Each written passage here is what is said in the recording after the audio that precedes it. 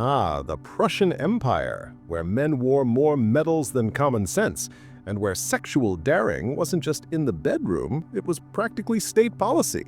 Forget military drills. These folks were practicing maneuvers in the boudoir that would have made even Casanova request sick leave. Before we dive into powdered wigs and questionable positions, smash that subscribe button like a Prussian officer smashing a beer stein. And tell me, are you watching from a palace library at midnight or under the covers hiding from your landlord?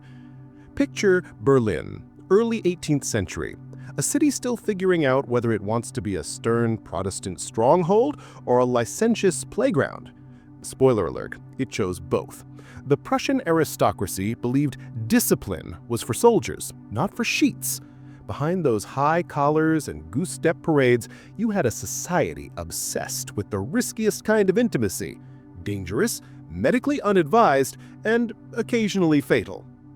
Let's start with the charming trend of mercury treatments. Yes, you heard correctly. A bit of mercury rubbed into the skin was thought to cure certain sexual afflictions, syphilis to be precise. Imagine trying to seduce someone while glowing faintly like a radioactive lantern. Doctors in powdered wigs swore by it. Lovers bragged about surviving their silver rubs, while pamphleteers published satirical verses about noblemen whose other swords had gone dulled from all that toxic ointment. And then came flagellation clubs. Now, Prussia loved rules, and what better rule than one that involved whips, candles, and secret societies meeting in Berlin basements? Members would dress in elaborate military uniforms only to be stripped down and lashed for the purity of the soul. Of course, purity had very little to do with it. Gossip rags whispered about generals who spent more time tied up in velvet chambers than on the battlefield. The same men barking orders at soldiers by day were squealing in falsetto by night. One infamous case was Count von B, whose penchant for disciplinary evenings ended up in a leaked pamphlet entitled The Marshal's Bareback. Berliners devoured it like tabloid candy, and soon caricatures of half-naked nobles with switch marks appeared in coffee houses. Imagine the 18th century equivalent of TMZ, but printed on scratchy paper and sold for a penny. And oh, the public bathhouses. Ostensibly hygienic, they became social centers of scandal. Steam, sweat, and suspiciously long scrubbing sessions. A Prussian matron walking past one would clutch her pearls tighter than her corset strings. Rumors spread about soldiers and merchants losing themselves in the fog, emerging hours later with flushed cheeks and missing coin purses. Pamphlets called them dens of contagion. Meanwhile, the same moralists writing those tracts were often spotted sneaking in through the side door. But perhaps the most dangerous of all was the obsession with aphrodisiacs. From powdered Spanish fly to bizarre concoctions of ground rhino horn imported at astronomical cost, nobles were swallowing poison in pursuit of passion. Nothing screams romance like, "Honey, I might vomit blood tonight, but at least I'll die aroused." Servants told hushed tales of barons collapsing mid-act, leaving both partner and physician in deep embarrassment. The irony? These practices weren't hidden in shadowy corners. They were gossiped about openly, satirized in pamphlets, and laughed about in salons. It was the perfect Prussian contradiction: stern discipline in public, reckless abandon in private, a society obsessed with order, yet ruled by the chaos of its own appetites. And while the empire was busy inventing military drills that still terrify cadets today, its nobility was pioneering erotic experiments that would make 50 Shades look like a children's puppet show. Berlin was less city of spires and more city of sores. But no one dared say it too loudly, unless you wanted your pamphlet confiscated by a humorless censor in a very tight wig. So yes, the Prussians were building one of Europe's most disciplined armies, while privately conducting some of history's most reckless bedroom campaigns. In our next part, we'll explore what happened when these scandalous habits spilled into the royal court itself. Spoiler, crowns weren't the only things being passed around. The danger wasn't just moral, it was physical. The palace apothecaries were overwhelmed with requests for tonics of vigor. These ranged from exotic spices to downright poisonous brews. One unlucky countess allegedly overdosed on a concoction of cinnamon, opium, and Spanish fly, collapsing dramatically mid-waltz. Instead of horror, the court turned it into theater. Guests applauded, assuming it was part of the entertainment. Even queens weren't exempt. Queen Elizabeth Christine, Frederick's consort, endured a marriage colder than a Brandenburg winter. Left largely ignored, she reportedly entertained her own companions, though discreetly. Maids whispered of late-night poetry readings that ended with far less poetry.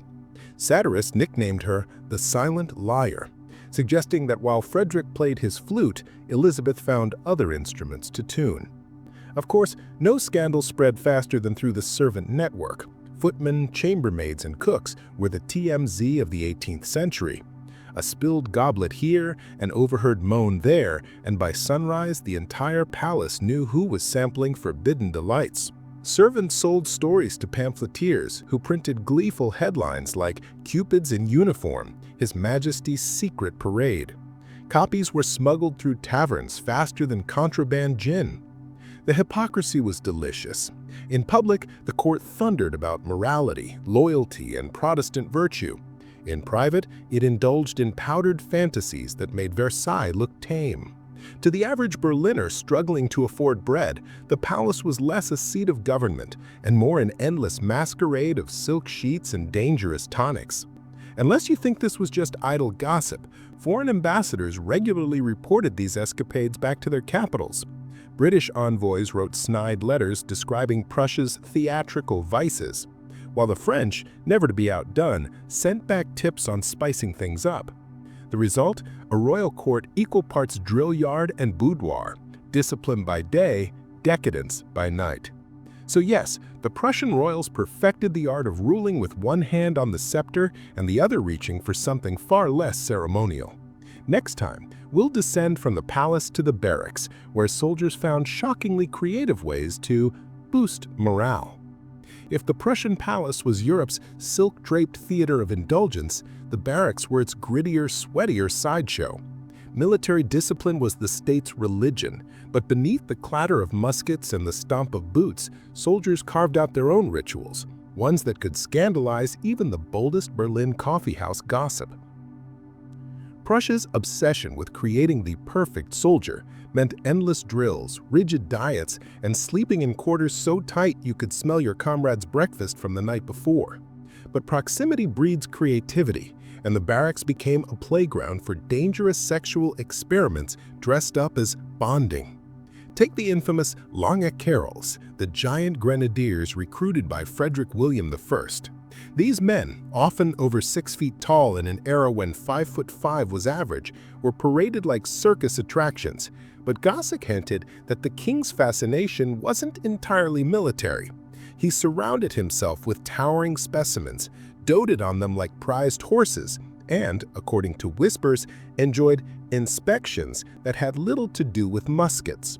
Satirists nicknamed the regiment His Majesty's Private Garden, and pamphlets mocked that he watered it far too eagerly. But soldiers themselves weren't exactly models of restraint. Military doctors documented cases of venereal outbreaks sweeping entire regiments like wildfire. Instead of treating them seriously, commanders sometimes turned them into cautionary entertainments.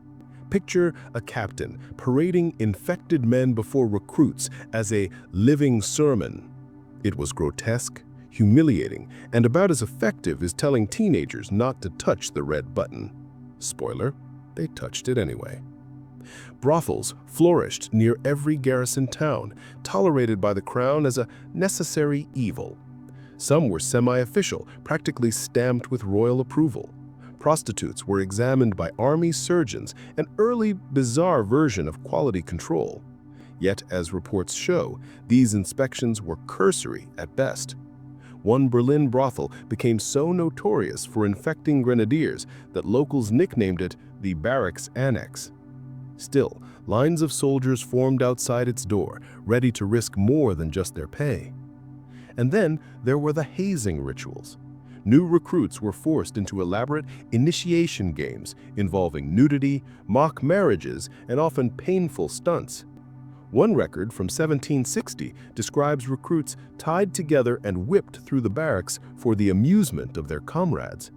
Naturally, alcohol flowed like water, and what began as ritual often spiraled into reckless exploration. Gossip about these rituals spread fast. Pamphlets circulated with titles like Cupid in Uniform or The Bayonet Drill of Love. But the real danger came from aphrodisiac experiments within the ranks. While nobles overdosed on powdered beetles, soldiers resorted to crude recipes, mixtures of alcohol, gunpowder, and spices, swallowed in hopes of fiery passion. Unsurprisingly, many ended in vomiting fits, fainting, or worse. Yet, like modern daredevils chugging energy drinks, soldiers bragged about their endurance afterward. Quote, "If it doesn't kill you, it makes you desirable," one anonymous diary quipped. Not all was reckless chaos, however. For many lower-ranked men, these practices were survival, an escape from brutal discipline. Bonds formed in the barracks often blurred the line between camaraderie and intimacy. Secret relationships flourished, sometimes lasting longer than the endless wars. Of course, if discovered, punishments were severe: floggings, dismissals, or worse. But whispers suggest officers often look the other way, especially if the guilty parties marched in line by dawn. Foreign observers gleefully recorded these scandals.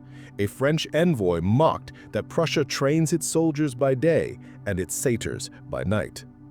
British pamphlets ridiculed the so-called iron discipline of the Prussian army, claiming it melted away faster than butter in a brothel once evening fell.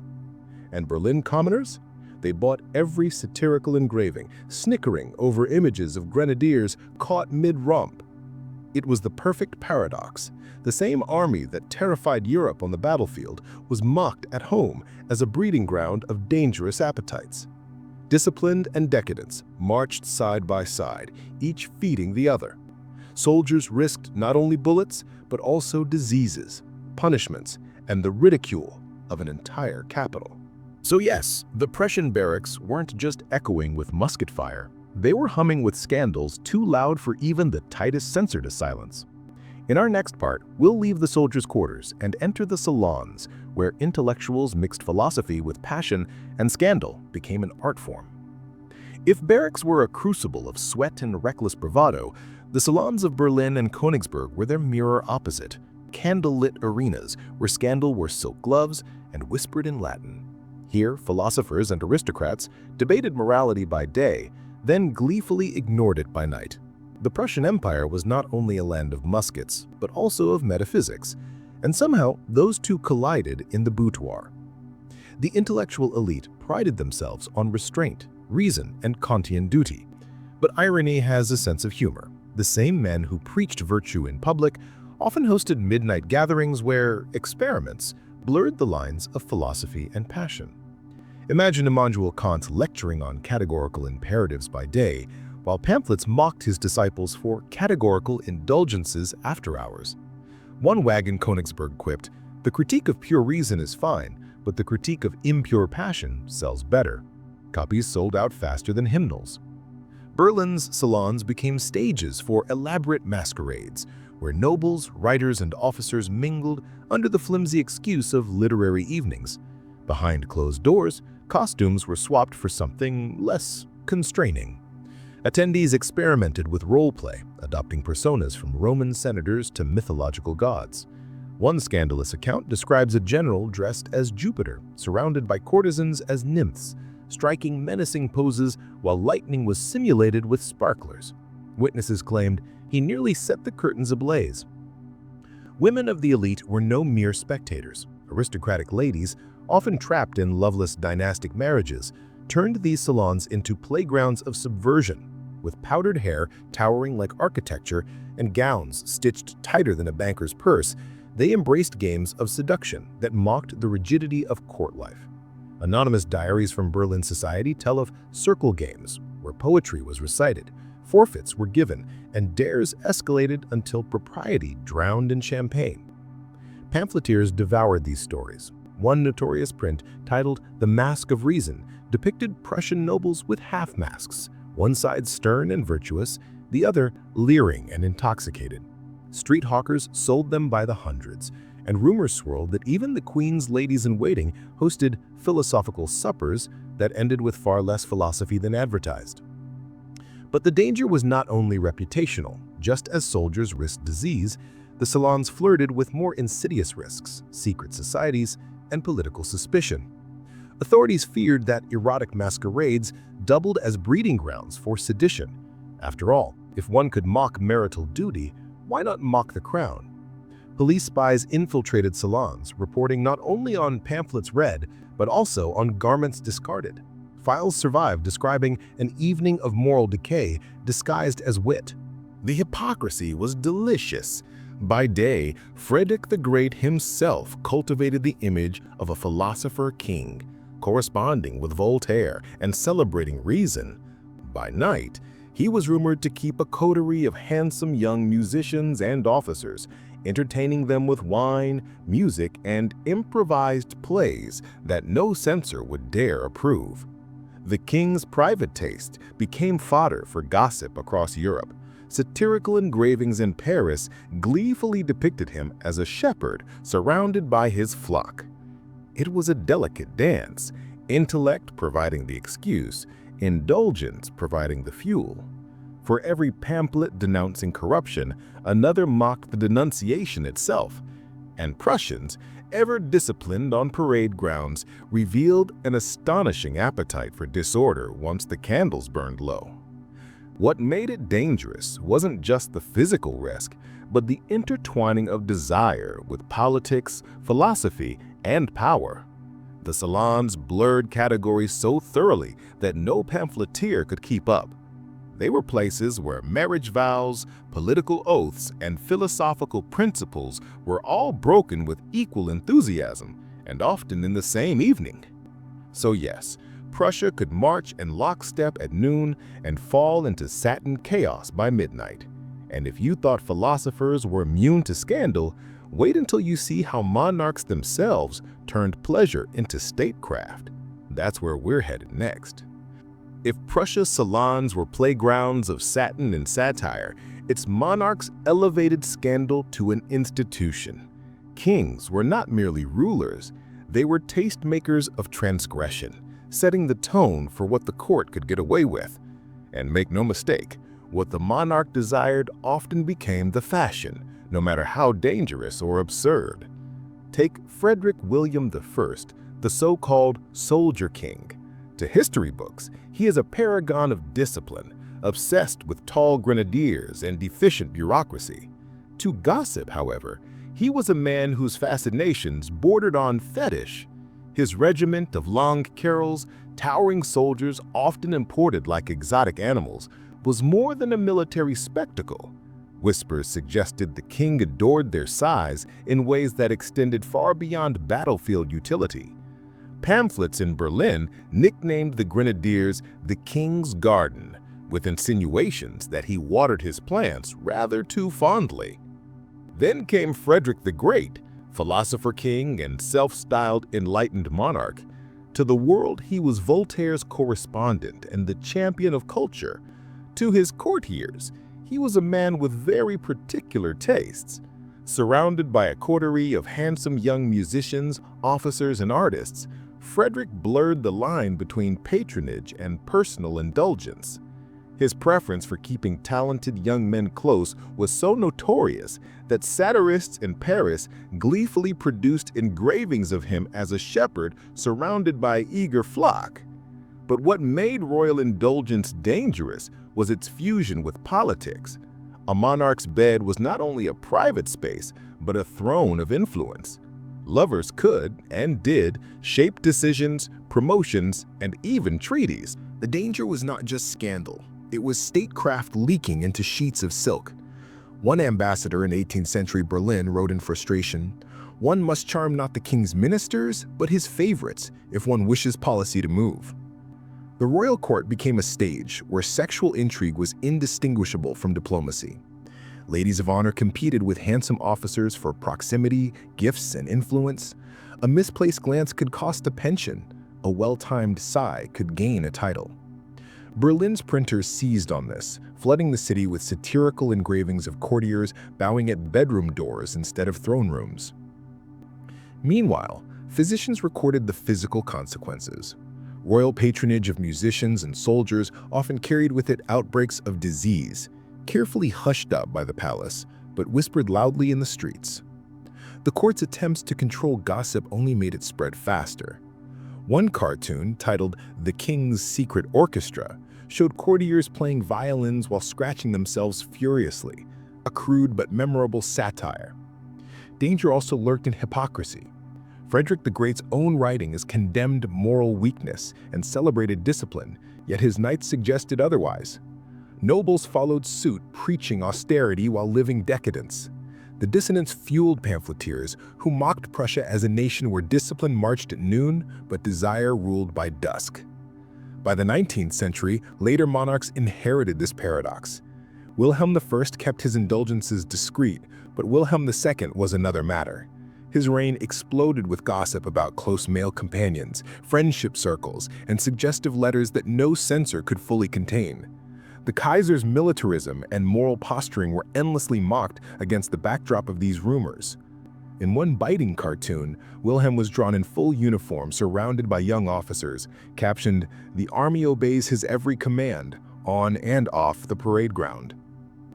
The true danger lay in perception. Monarchs could survive military defeats more easily than sexual scandal. In Prussia's rigid society, whispers could corrode authority faster than cannon fire. To a state built on discipline, the idea that its rulers indulged in risky pleasures struck at the very core of legitimacy. And yet, the allure of forbidden indulgence remained irresistible. So yes, Prussian monarchs could march their armies into battle with iron will, but behind closed doors, satin sheets carried more danger than sabers. In the next part, we'll descend from palaces into the streets, where commoners created their own scandalous practices, no crown required.